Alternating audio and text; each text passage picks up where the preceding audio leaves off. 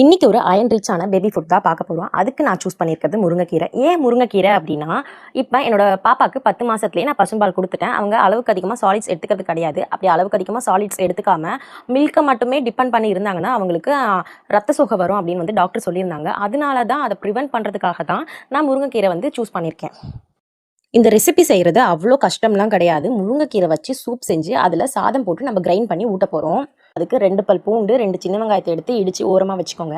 4 மிளகு, ஒரு கொஞ்சமாக சீரகம் எடுத்து ஒரு பவுலில் தண்ணி வச்சு முருங்கைக்கீரை இப்போ நான் சொன்ன பொருட்கள் எல்லாமே அதுக்குள்ளே போட்டு நல்லா ஒரு 10 நிமிஷம் பாயில் பண்ணி எடுத்துக்கோங்க. பாயில் பண்ணதுக்கப்புறம் அந்த தண்ணியை மட்டும் தனியாக வடிகட்டி அவங்களுக்கு தண்ணி கொடுக்குற பாட்டிலில் நீங்கள் வந்து ஃபில்டர் பண்ணி வச்சுக்கோங்க. வச்சதுக்கப்புறம் மீதி இருக்கிற இலை, அதுக்கப்புறம் வந்து மிளகு, சீரகம் எதுவுமே ரிமூவ் பண்ணாமல் எல்லாத்தையுமே ஜாரில் ட்ரான்ஸ்ஃபர் பண்ணிவிட்டு உங்கள் பாப்பா எவ்வளோ சாப்பாடு சாப்பிடுவாங்களோ அந்த அளவுக்கு ஏற்ற மாதிரி சாப்பாடையும் அதில் போட்டு நல்லா கிரைண்ட் பண்ணி எந்த ஸ்ட்ரக்சரில் அவங்க சாப்பிடுவாங்களோ அதே அளவுக்கு நீங்கள் எடுத்துக்கோங்க. எடுத்துட்டு அதில் மீதி இருக்கும் இல்லையா, அதில் முருங்கைக்கீரையோட தண்ணியுமே ஊற்றி நல்லா மிக்சியை இன்னொரு வாட்டி வந்து டுர் பண்ணிவிட்டு அதை நீங்கள் அவங்களோட வாட்டர் பாட்டிலில் ட்ரான்ஸ்ஃபர் பண்ணிக்கோங்க.